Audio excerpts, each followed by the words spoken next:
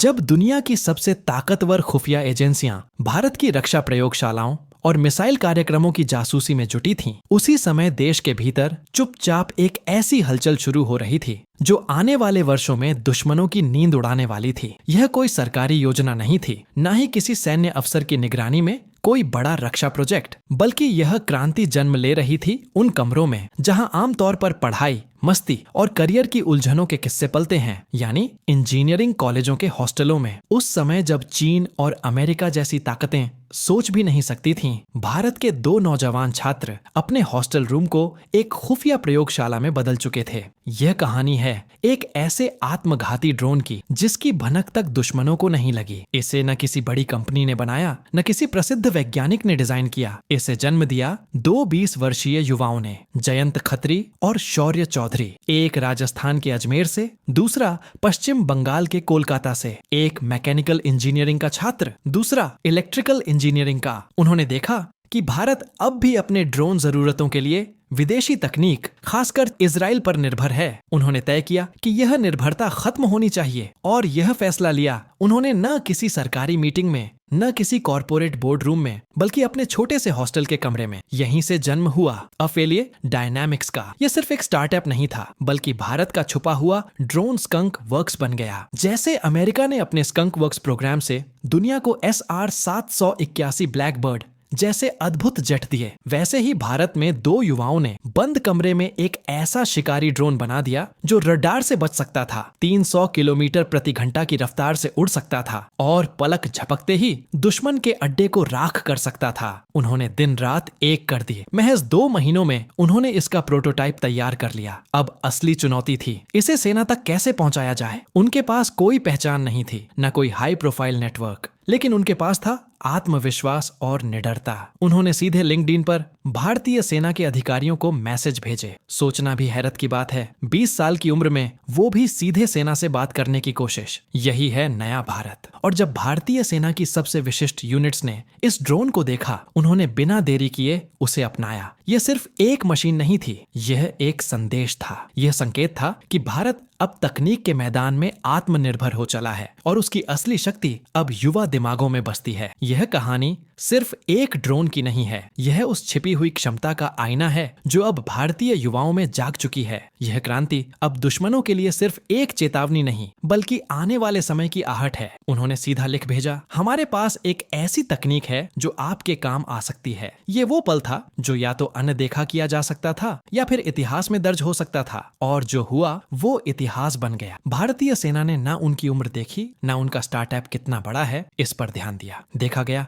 सिर्फ जुनून और क्षमता, और उसी जुनून ने उन्हें बुलाया चंडीगढ़। वहां जो हुआ उसने वहां मौजूद सैन्य अफसरों को भी चौंका दिया। एक लाइव डेमो में जब उन्होंने बम गिराया और उसी के साथ ड्रोन की रफ्तार दिखाई, तो समझ आ गया कि ये कोई शौकिया प्रोजेक्ट नहीं है, यह एक असली हथियार है। इसके बाद कई और जगहों पर प्रदर्शन हुआ, जम्मू का चंडी मंदिर, पानागढ़ और फिर अरुणाचल प्रदेश। हर बार डेमो ने विश्वास को और मजबूत किया। सेना ने ऑर्डर देना शुरू कर दिया। यह कहानी एक ऐसे हथियार की है जो किसी रक्षा कंपनी की फैक्ट्री से नहीं, बल्कि एक छात्रावास के कमरे से निकला। न कोई सैटेलाइट इसका पता लगा सकी, न किसी विदेशी एजेंसी को इसकी भनक लगी। यही है भारत का साइलेंट वेपन डॉक्ट्रिन, एक ऐसा सिद्धांत जहां दिमाग और जुनून अरबों डॉलर की फैक्ट्रियों और भारी भरकम बजट से बड़ी चीज बन जाते हैं। अब बात उस जानलेवा खूबियों की जिनकी वजह से यह छोटा सा ड्रोन युद्ध की परिभाषा बदलने की ताकत रखता है। सबसे पहले इसकी रफ्तार 300 किलोमीटर प्रति घंटा। सोचिए, जब आम ड्रोन मुश्किल से 60 से 70 किलोमीटर प्रति घंटा की रफ्तार से उड़ते हैं, तब यह लगभग 5 गुना तेज है। और युद्ध में गति ही सबसे बड़ा हथियार होती है। जब यह दुश्मन के इलाके में घुसता है तो उसका प्रतिकार कर पाना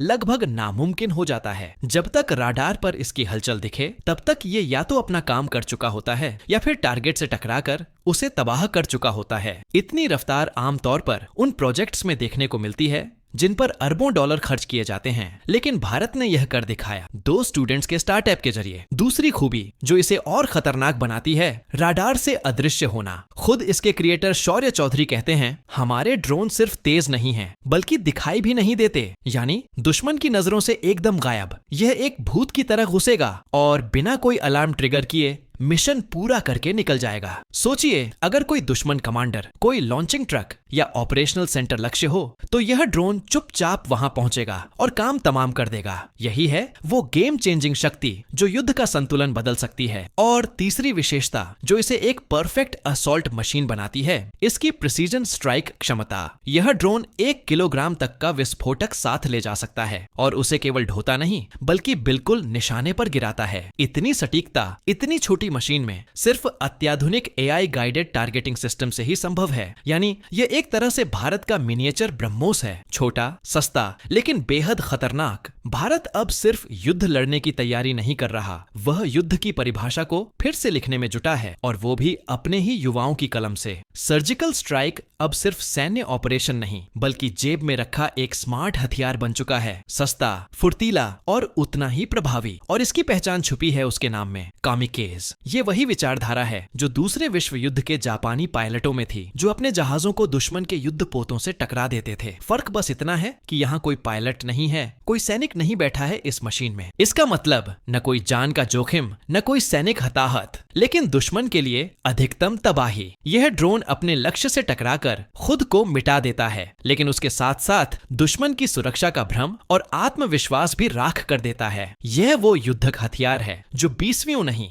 21वीं सदी की जरूरतों के लिए बना है। छोटा, बेहद तेज, असाधारण रूप से मारक और किसी के भी पकड़ से बाहर। इसकी तकनीक जितनी हैरत अंगेज है, उससे कहीं ज्यादा अद्भुत है वह प्रक्रिया जिससे यह भारतीय सेना का हिस्सा बना। सामान्यतः हथियारों की खरीद में वर्षों लग जाते हैं। पहले टेंडर निकलते हैं, फिर कंपनियों की दौड़ शुरू होती है, फिर तकनीकी परीक्षण और तब जाकर निर्णय लिया जाता है। पर यहाँ कुछ भी परंपरागत नहीं हुआ। जब सेना ने इसका प्रदर्शन देखा तो फैसला उसी क्षण कर लिया गया, बिना किसी टेंडर के, बिना देरी के। यह एक स्पष्ट संदेश था, भारतीय सेना अब धीमी नौकरशाही प्रक्रियाओं से बाहर आ चुकी है। अब जरूरत के अनुसार फुर्तीले और निर्णायक निर्णय लिए जा रहे हैं। और यह हथियार सिर्फ एक टेक प्रोजेक्ट नहीं बल्कि एक रणनीतिक मोड है। एक ऐसा मोड जिसे असिमेट्रिक वॉरफेयर कहते हैं, यानी असमान युद्ध, जहां एक तरफ दुश्मन के पास अरबों डॉलर के टैंक, एयरक्राफ्ट और रॉकेट हैं, वहीं दूसरी ओर भारत के पास है एक ऐसा ड्रोन जो केवल 10 से 15 लाख रुपए में बनता है और इन करोड़ों डॉलर के हथियारों को नष्ट करने की ताकत रखता है। यही है वह असली फॉर्मूला, कम लागत, उच्च विनाश। यह एक ऐसा अस्त्र है जो अमीर दुश्मनों की पूरी रणनीति को ध्वस्त कर सकता है। यह उस सैनिक का ब्रह्मास्त्र है जिसके पास पैसा कम है लेकिन दिमाग तेज है। और ये ड्रोन केवल फायर एंड फॉरगेट मोड में सीमित नहीं है, इसमें लॉइटरिंग अटैक मोड की भी क्षमता है, यानी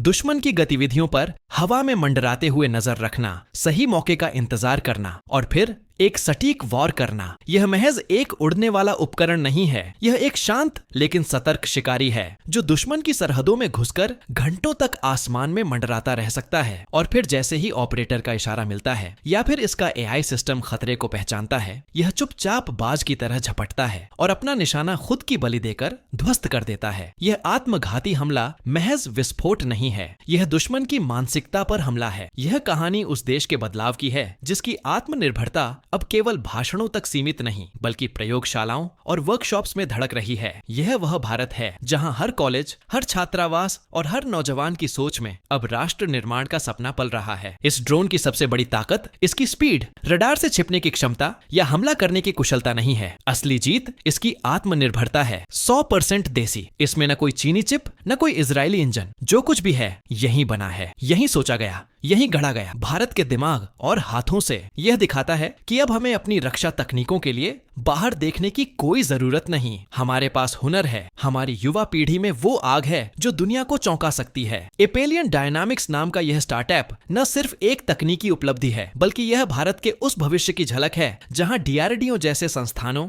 और निजी क्षेत्र के इनोवेटर्स के बीच गहरा तालमेल बन सकता है। सोचिए, जब ऐसे युवा दिमाग DRDO के अनुभवी वैज्ञानिकों के साथ मिलकर काम करेंगे तब भारत से निकलेगा अगली पीढ़ी का swarm drone system. Swarm drone यानी सैकड़ों, शायद हजारों छोटे छोटे ड्रोन जो एक संगठित झुंड की तरह एक ही लक्ष्य पर टूट पड़े। 100 ऐसे कामिकेस ड्रोन जब एक साथ दुश्मन के एयरबेस या बटालियन पर हमला करेंगे तो दुनिया का कोई भी एयर डिफेंस सिस्टम उसे रोक नहीं पाएगा। बिना एक भी सैनिक को जमीन पर भेजे दुश्मन की पूरी यूनिट को खत्म कर देने की क्षमता, यही है भविष्य की लड़ाई। और यह बदलाव केवल भारत की सीमाओं तक नहीं रुक रुकेगा। अगला पड़ाव है एक्सपोर्ट। भारत अब केवल हथियार आयात करने वाला देश नहीं रहना चाहता। अब समय आ गया है कि भारत खुद ड्रोन टेक्नोलॉजी में सुपर पावर बने। ऐसे लो कॉस्ट और हाईटेक ड्रोन की मांग आज पूरी दुनिया में है और भारत अब इस मांग को पूरा करने की दौड़ में सबसे आगे निकल चुका है। दुनिया के कई कोने, चाहे वो दक्षिण पूर्व एशिया हो, अफ्रीका की उभरती अर्थव्यवस्थाएं हो या मध्य एशिया की सामरिक रूप से अहम ताकतें,